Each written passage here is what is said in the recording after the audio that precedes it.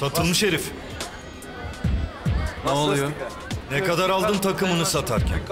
Bak doğru konuş yoksa... Kerem hayır. Oğlum ben futbolcuyum. İstediğim yerde oynarım, sana da sormak zorunda değilim.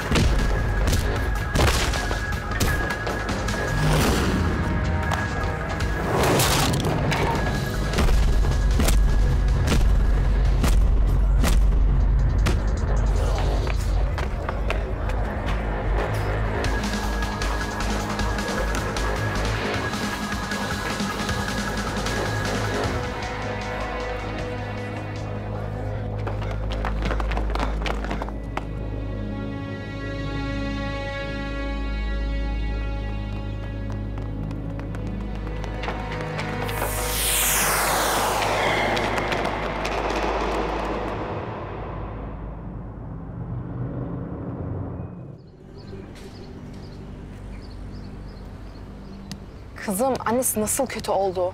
Defne'nin umurunda değil. Çekti gitti babasıyla. Was ein Leben. Bugün de sevgilisiyle turneye çıkıyormuş. Oh ne âlâ hayat valla.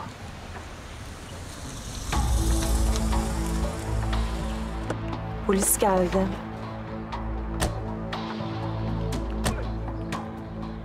Kerem Yıldırım nerede?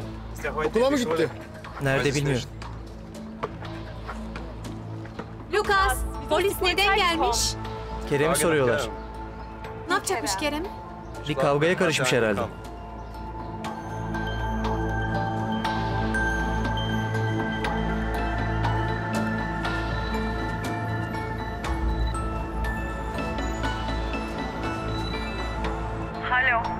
Melek teyze, ich bin's Özge. Ha kızım söyle. Melek teyze, Kerem nerede olduğunu biliyor musunuz? Vielleicht? Okula gelmedi mi kızım? Yok gelmedi. Polisler okula Kerem'i arıyorlarmış. Ne polisi kızım? Polis niye arıyor? Başına bir şey mi geldi? Pek anlamadım ama kavgaya mı ne karışmış? Galiba biraz ciddi durum. Ne kavgası kızım? Allah'ım sen aklımı kurdun. Özge Defne nerede? Haberi yok mu? Bilmiyor mu? Kızım konuşsana. Defne nerede? Melek teyze benden duymuş olma ama Defne sevgilisiyle turneye gidiyor. Ne turnesi?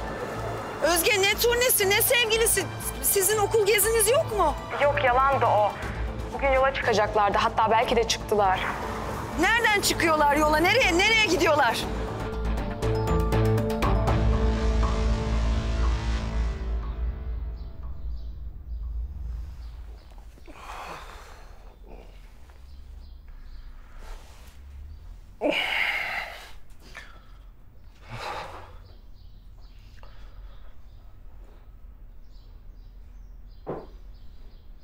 Kerem. Kerem. Kerem kalk. Kerem. Kerem. Abi kalksana. Hadi kalk kalk. Of anam anam. Of başım. Bu ne ya? Hı? Çok belli oluyor mu dayak yedi? Vallahi mı?